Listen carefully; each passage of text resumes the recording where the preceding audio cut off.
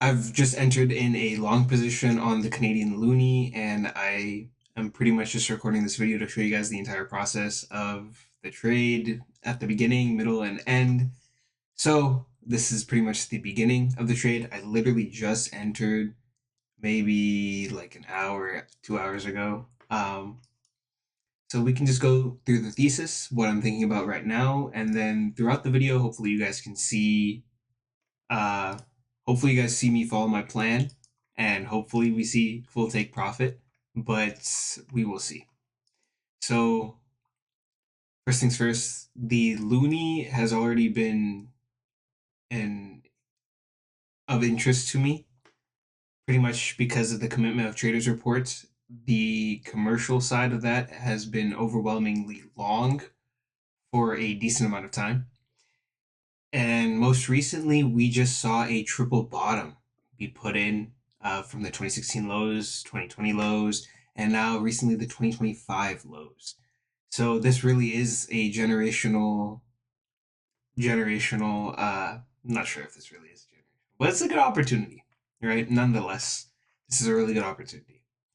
So just starting off from a weekly perspective, I have everything marked off. Sorry, my mic is blocking a corner of my screen. So if you see me ducking like this, because I can't see the top corner of my screen. There I go again. Okay, anyways, I've pretty much marked everything already. Um, so as I mentioned before, triple bottom. The triple bottom is somewhat bullish, kind of shows that buyers are willing to step in at that area. They're defending that area, if you would. But if we go a little bit further than that, we can see price go all the way up, retest this area of resistance, this resistance zone, and then after testing that resistance zone, we see price come all the way back down into this demand zone, the weekly demand zone. So after price tests that weekly demand zone, we can go smaller down onto a daily time frame. On a daily time frame, after we test this weekly demand zone, we see a daily demand zone get created. We see price go back up, test the recent highs, and then come all the way back down, test the daily zone, put in a higher low, and this gap up is because of the contract switch. It didn't actually gap up. If we go to the December contract, it didn't actually gap up. But yeah, so I need to go all the way back. But yes, that is pretty much the price action recently.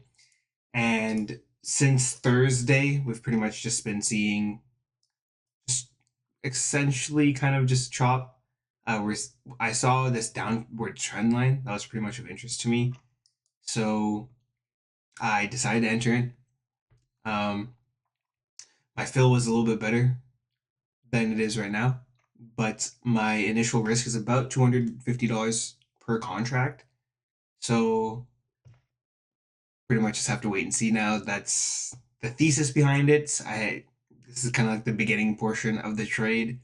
I just need to wait. It's currently Sunday afternoon. I say afternoon, but it's really Sunday night. It's 9 p.m. on Sunday. So pretty much my thesis. My stop loss, I've marked it out for you guys. It's the most recent low. If we see that low get invalidated, then my thesis is invalidated as well. Just seeing some buying pressure here. Don't necessarily want to get in front of it, especially after price put in this higher low.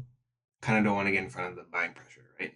If we do see this trend line get broke, which we, and if we see the 72.6 area get broken as well, then I'm sure we will go up and test these recent highs at 72.9.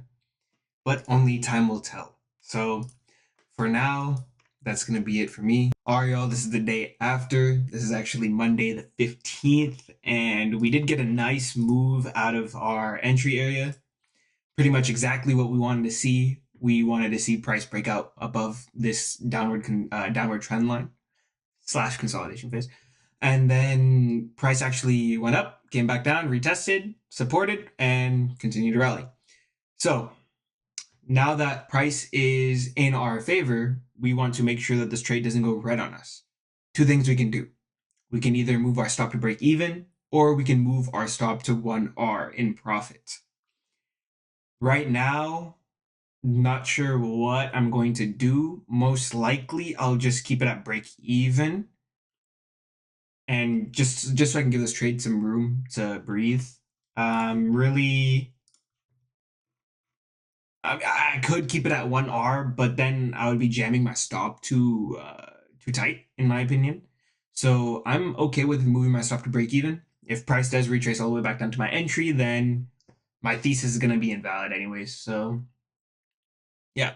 So as of right now, the day after, see nice price movement out of our entry level. Now we want to play defensive.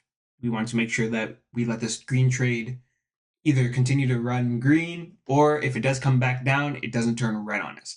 That is the big thing. I want to make sure that a trade that's green never comes back and goes red on us. So I'm going to take the preventative measure, move my stop loss to break even, and then, yeah, let's see if price continues to rally. It is testing the recent highs right now, which is one of my areas of interest that I had mentioned. So we need to kind of see how price reacts to this area first, and then we can make our best judgment after. So that'll do it for today. If there's any updates in the future, I'm sure it'll be right after this little clip. All right, y'all, it's currently Tuesday, September 16th. I'm still in this long position on the Canadian dollar.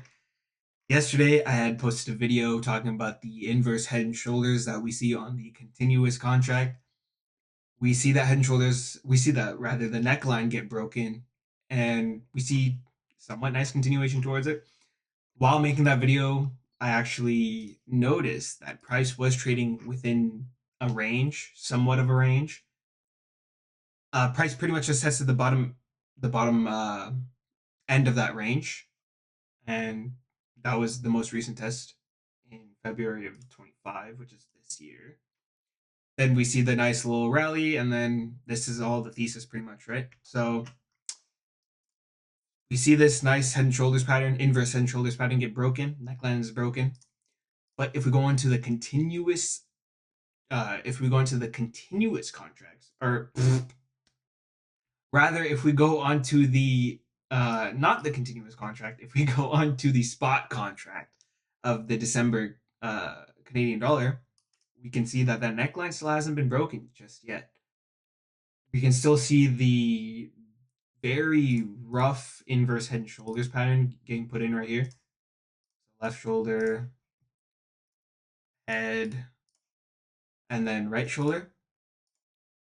The only variance, or the main variance, is that this neckline hasn't been broken yet.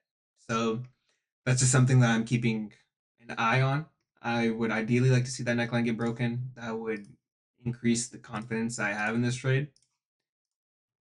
The dollar is selling off, which is a good sign. I'm not sure if you guys know, but this will move inversely to the Canadian dollar.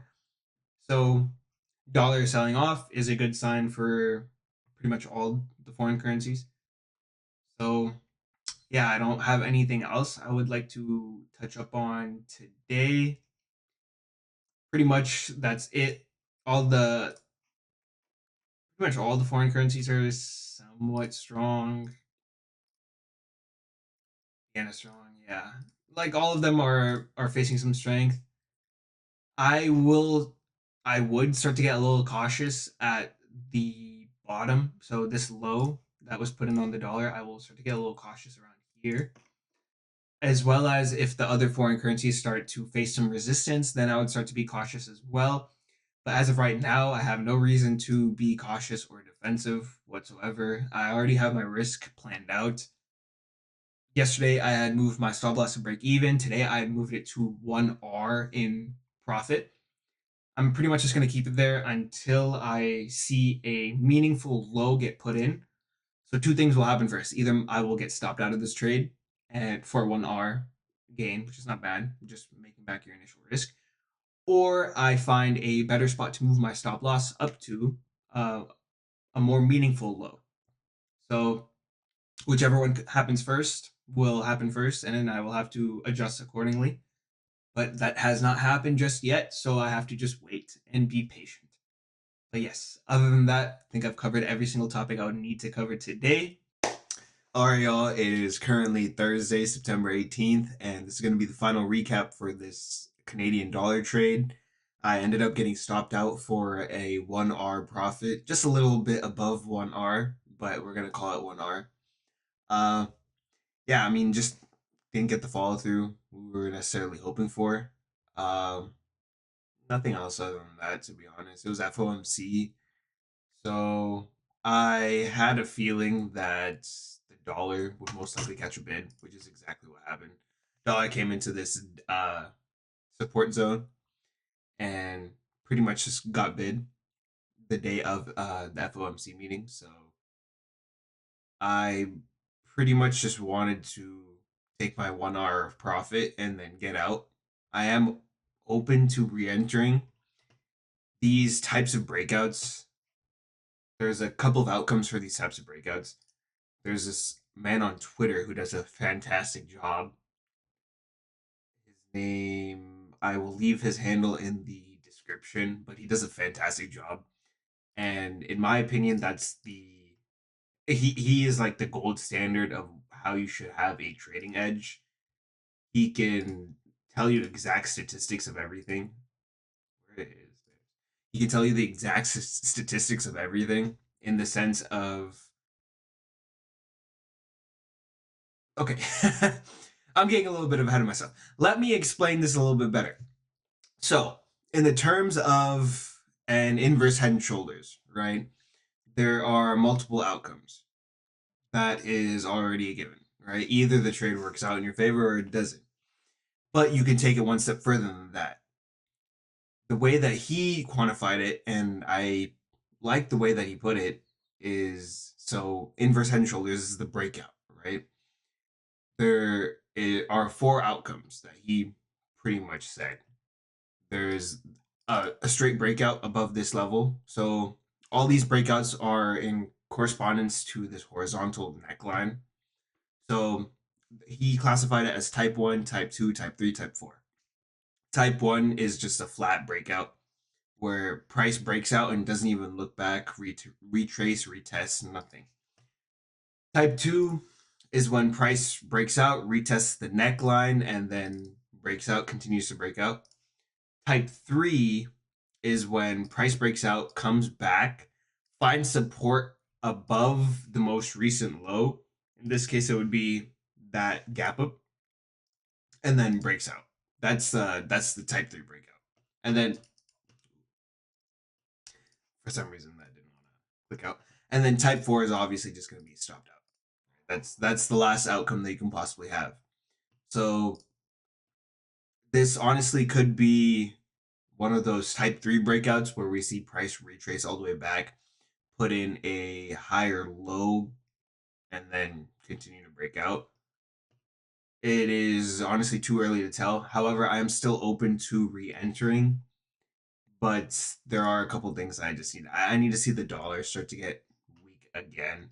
Uh, this is currently the spot contract of the dollar, but if we go into the continuous contract, we can see that low get broken in the term of like the price 96 flat. The psychological whole number got broken. So definitely most likely will. I said definitely and most likely, which is kind of a it cancels each other out. But more than likely, price on the dollar will continue to roll over. It's just a matter of when, right? Everyone this week was pretty much just counting the FOMC meeting to be a sell and use type of event, right? They're all saying, "Oh, buy the news, sell the or buy the rumor, sell the news."